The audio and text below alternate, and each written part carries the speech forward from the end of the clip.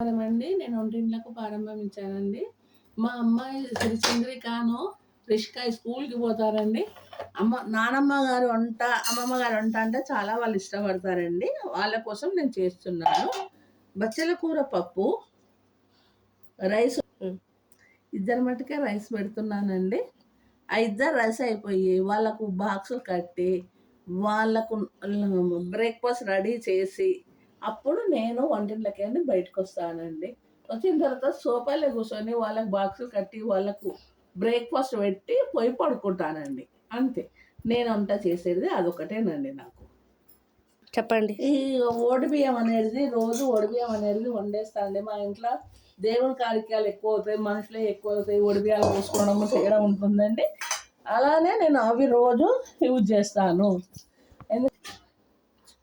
ఇది బచ్చల కూర అంటారు.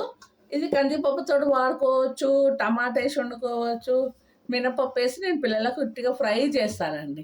ఫ్రైయే కడతాను, చాలు ఏళ్ళు కట్టాను బాక్సులల్లో. అన్నం లావ్ అవుతుంది అని చెప్పేసి చాలు ఇట కట్టాను. ఉట్టి ఓన్లీ ఫ్రై, ఏదో ఒక ఫ్రై కడతానండి. ఇద్దరు స్టవ్ బియ్యం కుక్కర్లో కడుక్కున్నాను, స్టవ్ వెలిగిస్తున్నాను.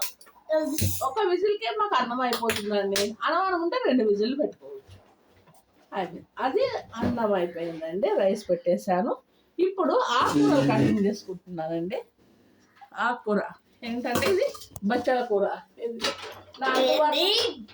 నా అందుబాటులోనే ఉంటాయండి. మా ఇంట్లో కత్తులు చాకులు ఇది కూర్చొనే చేస్తానండి నేను బాగా. ఇదిగోనండి, దీంట్లో వాటర్ తీసుకున్నాను, ఆకుకూర పడేసాను. ఇప్పుడు ఒక మూకుడు పెడతాను. మూకుడు ఏదండి,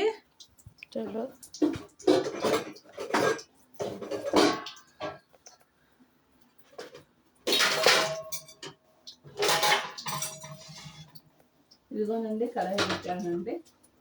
ఒక్కసారి వెనకాల నుంచి ఒక ఆయిల్ ఎక్కువ ఉన్నది, అందుకే ఆయిల్ అంతా తీసేస్తున్నాను.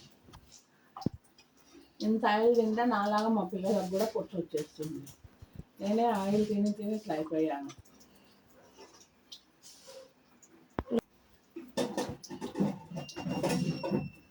ఇందులో ఏముందమ్మా ఈ కడాయిలో,